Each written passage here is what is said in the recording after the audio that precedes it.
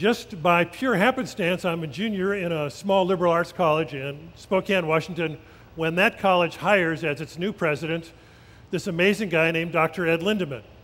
And Dr. Lindemann comes to the college direct from the Rockwell Corporation, where his title was Director of Program Planning for building Apollo. So he had been in charge of building the spacecraft that had gone to the moon.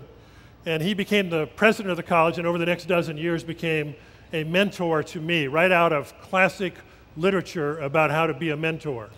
And Lindemann was an amazing guy who had a belief in the power of vision to create the future. He had a trust that we could figure out what to do to create a more preferred future, his favorite language of all. He was always asking, what can we do to create a more preferred future? And we might ask the question, why explore the future? Well, one reason is to anticipate paradigm changes, to anticipate big things that are suddenly different.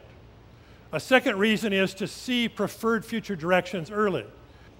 Another reason is to then take that image of the future, that preferred future image, and fold it back on the present so that we can see what we ought to be doing today.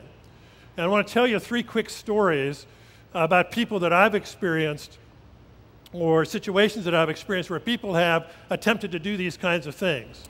100 high school kids come to a college campus. They spend 2 weeks in the summer learning leadership skills. And I was involved in futures or future studies and making presentations about the future, and I happened to know the director of the school that summer. So he said, well, I'm going to invite you and this guy named Bill Gates to come and sit on stools in front of these 100 high school kids for 3 hours on a summer evening, and I want him to talk about the future of technology, and I want you to talk about the wider future.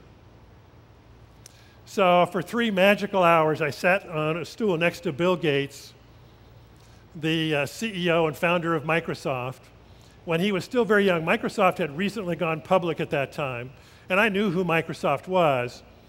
I didn't know really that Bill Gates would become quite so rich and famous, but he didn't know that I would not become so rich and famous. So for 3 hours, we were on equal footing on these stools. And I talked about the future of the economy and population and this and that.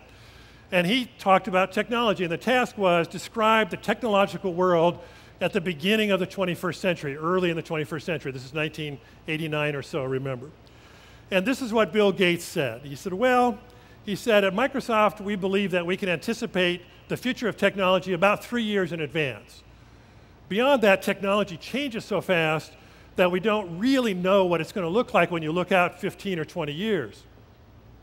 So he said, I can't tell you exactly what technology is going to look like in 2001 to 2010, but this is the world that I imagine, Bill Gates said. He said, I get up in the morning in my home and I think, and I see a picture on the wall and I think, Da Vinci, I want Da Vinci. So I say to the picture on the wall, today I want Leonardo da Vinci, and all the pictures in my house turn into Leonardo da Vinci prints. He said, now I think I'll still be commuting to work. The commute won't disappear, but I'll have some time before I go to work. So I will go to my surround screen virtual reality booth, and I think I would like to go on a hike in the Grand Canyon. And artificial intelligence or computing intelligence, he thinks by the early 21st century, will be so powerful that you could program in Hollywood personalities and carry on real-time conversations with simulated people in the machine. So he says, I'll pick out 2 personalities and I'll go on a 20-minute hike in the Grand Canyon, at least in our mind, before I go to work that day. We haven't quite gotten there in terms of computing intelligence or in terms of bandwidth and those kinds of things. But years later, I would have people tell me, well, the thing about Microsoft is that they don't have any vision. They just sort of search the world for good ideas and they buy them up and then they control the market. And to some extent, that has been their business strategy. But I always remember that story of Bill Gates in front of those 100 high school kids on that summer evening in 1989 when people say, the people at Microsoft don't have any vision for the future. That guy had an amazing vision for the future. Some years later, he gave a speech at the University of Washington. And in that speech, he said, everybody should have a vision for the future, every business. And if your vision is a good one, it will meet the laugh test. If it's not a good one, it will fail the laugh test. And by that, Bill Gates said, I mean, if your vision is really good, if it's really something that's going to change the world, a lot of people will laugh at it and say, you can't do that, that's impossible. And I say, but the visions that have always changed the world are those that meet the laugh test.